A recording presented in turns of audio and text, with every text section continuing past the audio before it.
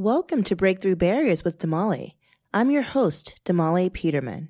On this podcast, we invite you to share a conflict that you need help navigating, and I, along with a guest co-host, will share what we would do in that situation to help you reach your breakthrough. Welcome to the show.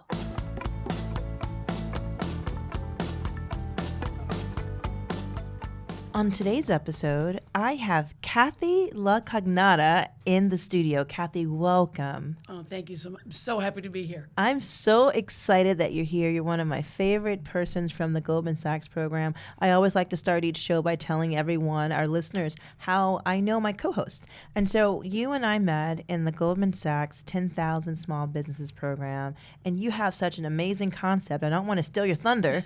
I want you to introduce yourself to everyone, but it is such a delight to have you next to me today as a co-host. I agree. So tell us about you. So my name is Cathy LaCognata. I own a gym called Training for Warriors Brooklyn. It's not your typical gym. It's more like a transformation center. We kind of call it a dojo. It's a place of enlightenment, which means we can help any person that wants to be helped, or we really try to help the person that is afraid, is scared of going to the typical gym. You know, they walk into the weight room, they won't go in, they just stay in the treadmill for, weeks on end, and then they get tired of it. And we found the program to be very enlightening for people. It changes mind, body, and soul. Ooh. which is kind of cool. It's very rewarding. What's rewarding about it? I get to see people that never thought they could do the things they could do. Like a woman will come in that she's 300 pounds, she drops 50 pounds, she's deadlifting, she's squatting, doing things that she thought she was too big to do, or that she was just never be able to. And to see, especially when we take everybody, but we've mostly women, to see them see what the strength can do for their self-confidence is absolutely amazing. And it's amazing to be part of it. Oh, I'm so impressed. And Training for Warriors, that name is powerful. It is. Wow, how did you come up with that name? I never asked you that question. Well, actually, I didn't. I'm part of an affiliateship. So Martin Rooney is our head coach. He has about 300 affiliates, and that's what I am. So he's our head coach. Okay. Gives us a program, and we're all part of a network, which is even more empowering. That we have a network of people that we can go to, and really, have that to lean on. Have people to lean on. And what's so important about that is, one, having a network means that you have folks you can lean on, but also your reach is so broad and wide. And as you know, being in the network that we have with Goldman Sachs and the Tory Burch Foundation,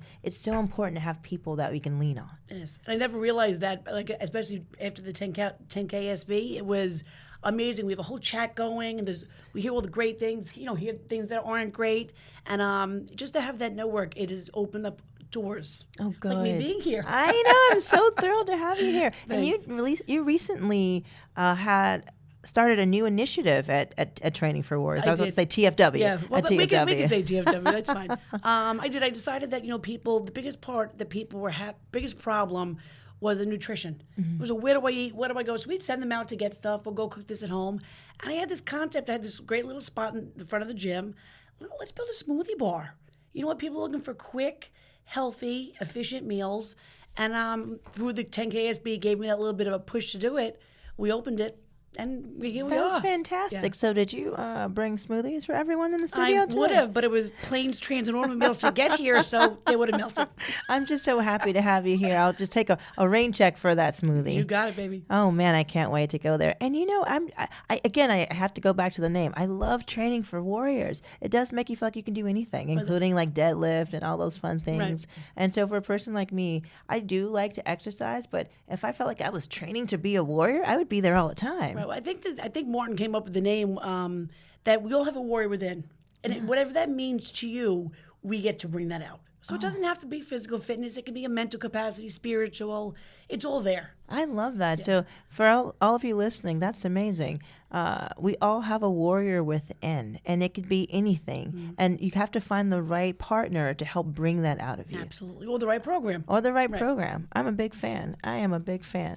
And so basically, for those of you tuning in for the first time, you can call our hotline. And what this hotline is an opportunity for you to ask a question, something that you're pondering or need help navigating. It could be a conflict. It could be too many options, an abundance of great things. And you're just hoping to hear some insight from someone who's not a part of it, someone who has no vested interest in what's going on. And so what we do is we take your message, we pair it up with a co-host, and the co-host will hear your message for the first time on our show. Have you heard any messages before getting here, Cathy? Not yet, and I'm a little nervous. Well, you shouldn't be nervous, because what we do, and what our producer does in particular, is we pair up the messages with our co-host. And so we would never ask you anything that's like outside of your industry, because I want you to shine, I want to shine, and we want to help people who are calling with questions. All right, cool. And so without further ado, we can play the first message. You have one message. Hey, this is Brian. Just calling to find out what steps would one need to take in order to try and open up their own gym. Also, we kind of see that people are straying away from a lot of equipment in gyms, kind of like less is more. Do you think, what kind of custom setups do you think would be good for, a new age type of gym? Thank you. Oh, this is great. So the first question is, how did you start your own gym? I'm happy we have you in the studio today, because I have no idea how to start a gym.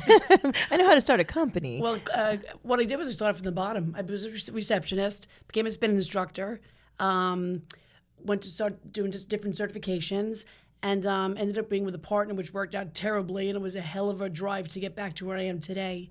I think you have to have the passion.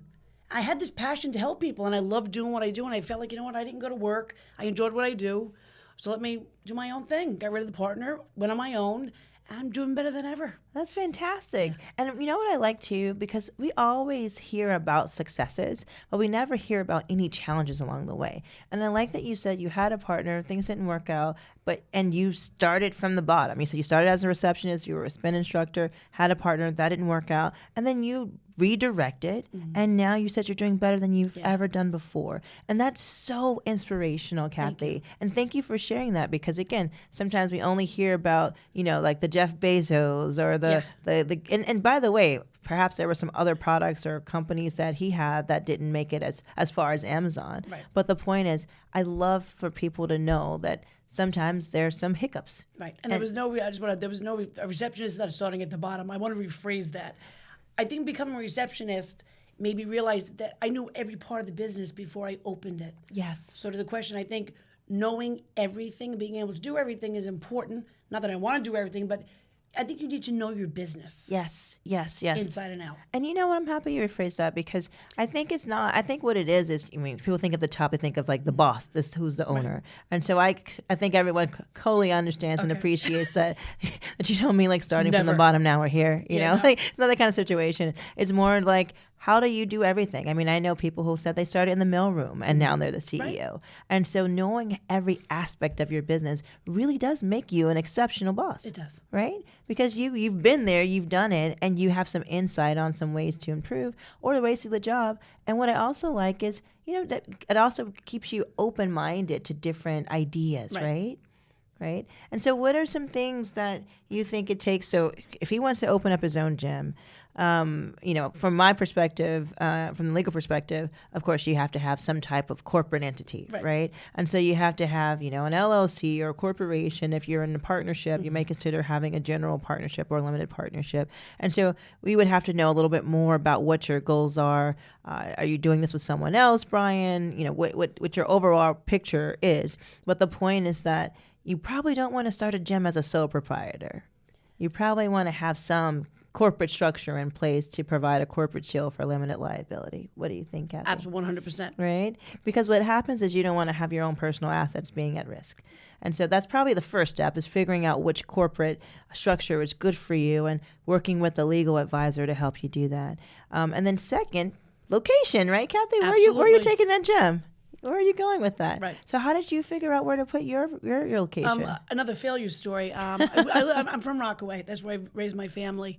And that's where the gym was. And it was 2012, October, when Hurricane Sandy hit. And it wrecked it. Oh, no. And, of course, it it also destroyed my house and many people's houses. So we had to move. And we couldn't stay in Rockaway. The people weren't there. and there was no place left. Yeah. So I ended up moving to Brooklyn, and that's how I ended up with Training for Warriors Brooklyn. Wow. And so basically from the storm rose this phoenix, which was Training for Absolutely. Warriors. I mean, you're a real warrior. Yeah. Wow. I try to think I am. And did it take you a long time to find the location where you are currently? Actually, not really. It didn't, and ended up with great landlords. It was almost like the perfect fit, which was really nice. I love that. That's Yeah. fantastic. And how long have you been there? Since 20? 7 years. Wow. Time is flying. Yeah, flies. 7 years. And so then the next part, Brian, sounds like finding the right location. And then you had to put people in there, right? Like, so you had to have employees or contractors or someone actually working. So how did you go about building your team? Well, most of the instructors did come from Rockaway because it's really not that far. And you know what? And this is something that, again, Martin Rooney teaches us. Build it from within. You have to have people with passion. And this is no disrespect to anybody. You can have a kinesiology degree. If you don't have people skills and passion and empathy and everything that the person who my target market is looking for, you're not going to be very successful. So true. Because I think people skills and, of course, knowing your craft 100%. But you got to love what you do and you got passion.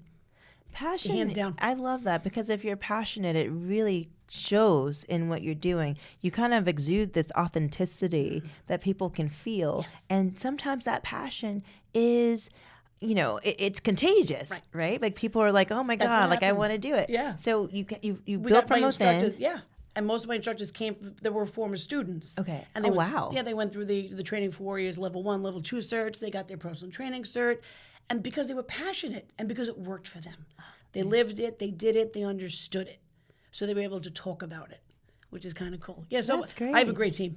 Your team sounds amazing. They're amazing. They really are. And so it sounds like step 3 is to find the right team. Yes. Build the right team and make sure that you're finding people that are passionate. And that reminded me of something that I heard Tony say. And Tony Say, as you guys may know, is the founder of Zappos. Mm-hmm. And he actually had a company before Zappos that, according to him, wasn't that successful. It failed because he solely focused on finding the right people who had the right let's say criteria on paper, but they lack some of the people skills. And so now if you look at Zappos and the model, it's totally focused on people skills and customer service. It's known as one of the best customer service businesses in the industry. And it really did redefine the way that people buy shoes. I'm a big fan of Zappos. Right. I order things from Zappos all the time. I'm a VIP in Zappos. See, look at that. And so people is important. And then how do you, because one of the things that he asked us was, how do you keep people engaged if they are staying away from or straying away from some of the equipment that's in gyms today? So how do you keep people engaged? Well, I have no equipment except for we do barbells, dumbbells, kettlebells, body weight. There are no traditional machines in the gym. You don't need them. We do functional training. Okay. You have to be able to move. We move laterally, we move front and back, and with the machine, you really just move front and back. Yeah. We do a lot of sprinting. Like we do stuff that it's not in a traditional gym, and we do it in a class-based. It's always class-based, so you have people that you know that you see every night, see every morning, the friendships that get created. So it's not just me that has to motivate them, and we use stories and we stuff like that. It's the other people in the group that kind of inspire each other. That sounds awesome. It is. It's great. There's always a smile on my face when I talk about Training for Warriors. Wow. I mean, that sounds like a great way, too, this kind of collective motivation and also this collective model where you're working with other people and there's space. So you're not like moving around equipment. You're like picking up a dumbbell here or a barbell there, and then you're sort of running and sprinting. That sounds like my ideal place to work out. You got to come take a class. I have to. Wow. I have to tell you, for me, I love exercising. It's one of the things that really rejuvenates me. And so just you being able to work in that environment on a regular basis, oh my gosh. I'm very lucky. You are super lucky. And so it sounds like, one of the questions that Brian had was, what kind of custom setup do you think would be good for a new age type gym? And it sounds like you're saying it really depends on the services that you're providing. Yeah, and what are your clients looking for? I think you need a niche. Okay. You really need to have something. I think we're very big on customer service. Mm-hmm. My clients, my students, are why I'm there. And if it wasn't for them, so I really try to show appreciation. We do Christmas parties, we throw Halloween parties, Wow. we do beach parties, and that's all that the gym takes them. So you need to be very appreciative, and you have to know people's goals. student A and student D could be totally different people, Right. but yet I have them work in the same group, which is kind of cool. I like that. I also like that you give back. I mean, I feel like gyms, usually people go in, they work out, they leave. But what you're saying is that you also have other activities outside of kind of the typical workout structure where you're having these events that really does create a sense of community That's what for it your is. members. That's excellent. That's what it's a community. Yeah. Our last Christmas party, the rumor around the neighborhood, and it's in a residential neighborhood, was a new club opened on Flatbush Avenue. That was from our Christmas party, so it's kind of cool. That's fantastic. I love it. And so, Brian, I hope that you were able to see that there are a lot of options for you with respect to starting a gym. We have gym guru herself, Cathy, here. Hopefully, you'll call back if you have more questions. In the meantime, best of luck to you. That sounds exciting. Wow, that sounds super exciting. And hopefully you'll call back with any other questions that you have. We love to get feedback from our callers. We love to know how you're doing and what you're doing, and to kind of have the community with the Breakthrough Barriers group. So basically being able to keep this ongoing dialogue going. And without further ado, how do you feel about going to the next question? I'm ready. Let's do it. You have one message. Hi, this is Megan. I have a question for the guest, Cathy, tonight. Just in general, how do you get over the fear of confronting somebody about an issue, whether that be in a class setting, with another coach, or with a student in a class, specifically relating to like the fitness industry? Thank you. That's a good question for Megan. Very good question. Yeah, what's the first thing that comes to mind? Conversation. So I really try, and this came from a lot of experience and a lot of failures in not tackling them the right way. So I look at it as having a conversation. For many years, I never had conversations. I was raised in a Irish Catholic family, so there was no talking. Everything was kept hush hush. So it was really hard. Even through my marriage, there was really no conversation, that kind of thing.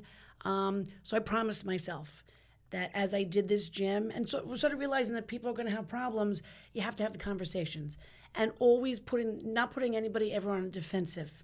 Everything is always going to be okay. And I think sometimes when people do things, maybe if they did something wrong, maybe they didn't realize it. You know what I mean? So I always take the onus that if there's something wrong with somebody that's in my facility, it's on me. And if I look at it that way, it makes it a lot easier than ever blaming them. Are they going to be wrong sometimes? 100%.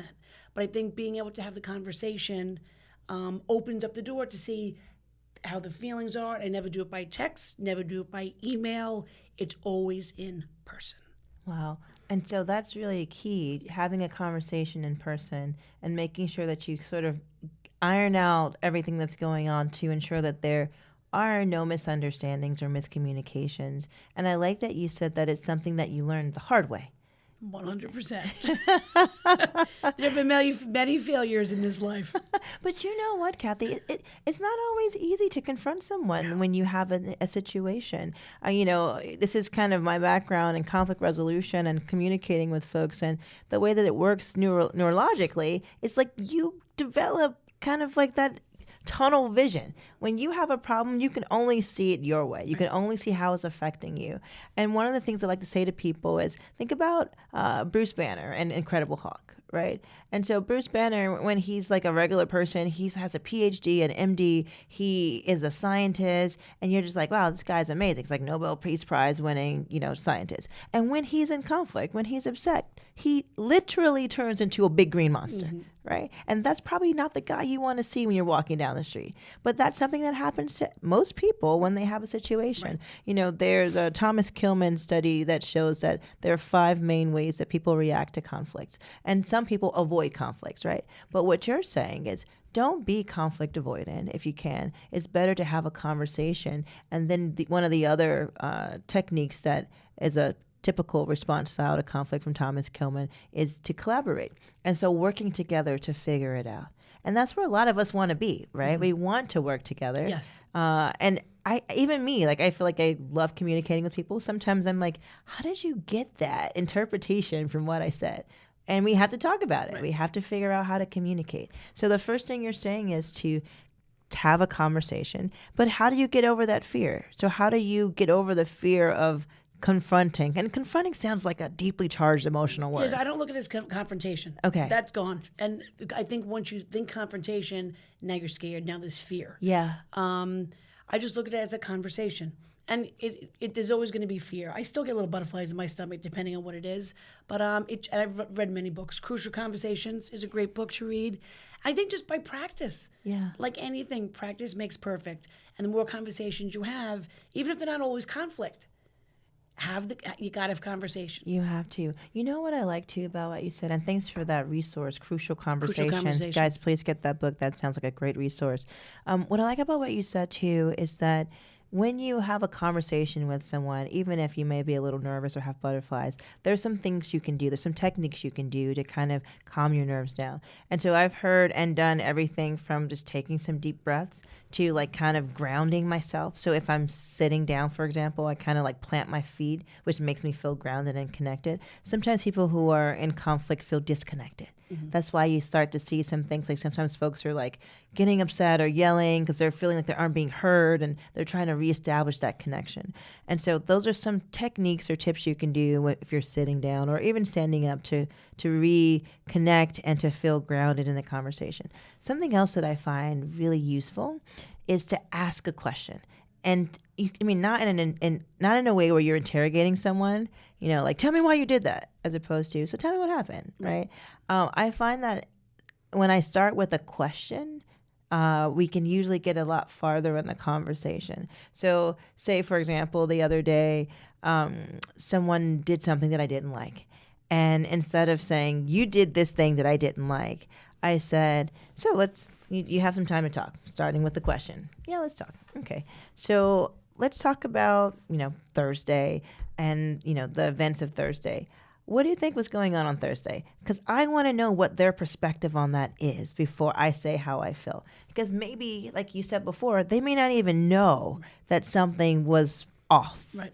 And so I usually like to start with some questions, and I feel like that puts us on the same side as opposed to on two different sides. That's a great tip. Does that make sense? Yeah, 100%. And I like what we're doing now. I think when I approach somebody to have a conversation, I never sit across from them. Yeah. Always sit. They're my friend or a student, whatever it is. Why am I going to be sitting across from you? Let's have the conversation here. I think it breaks that barrier of I'm in trouble or she didn't like what I did, that kind of thing. Yeah, you know what I like? That I love that idea of being on the same side.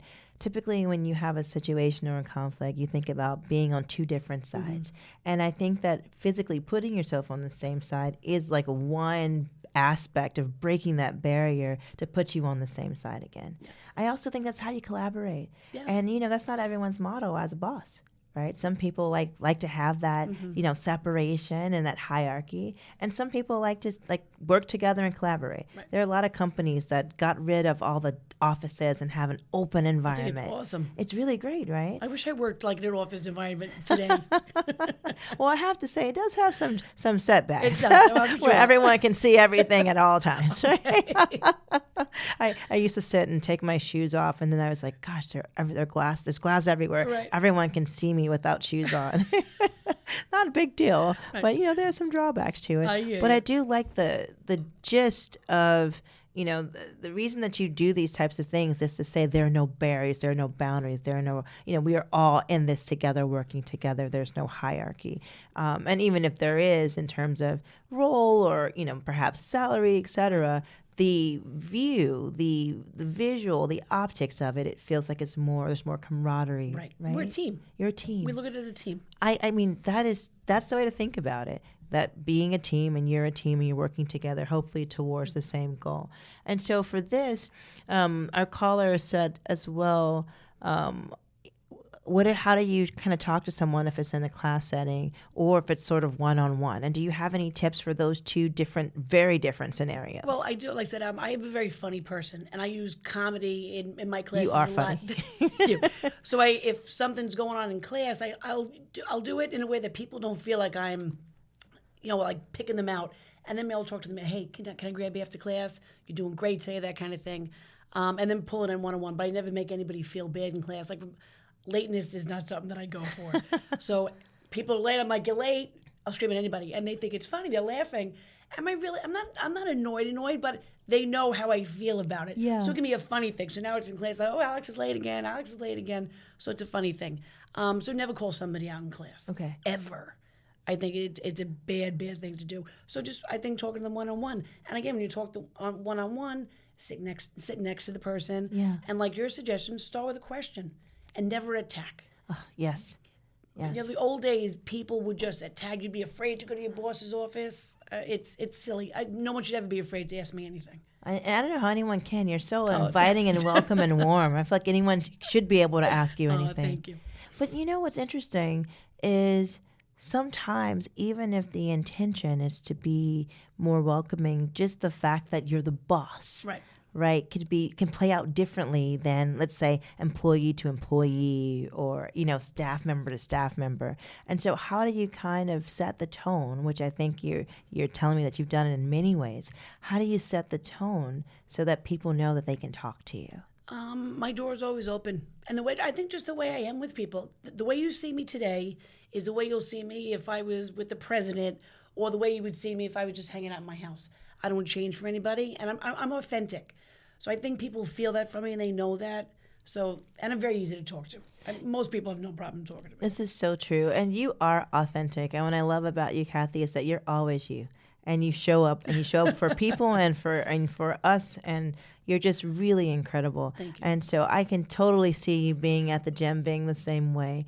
I think sometimes too, one of the things that I've learned is sometimes you need some time.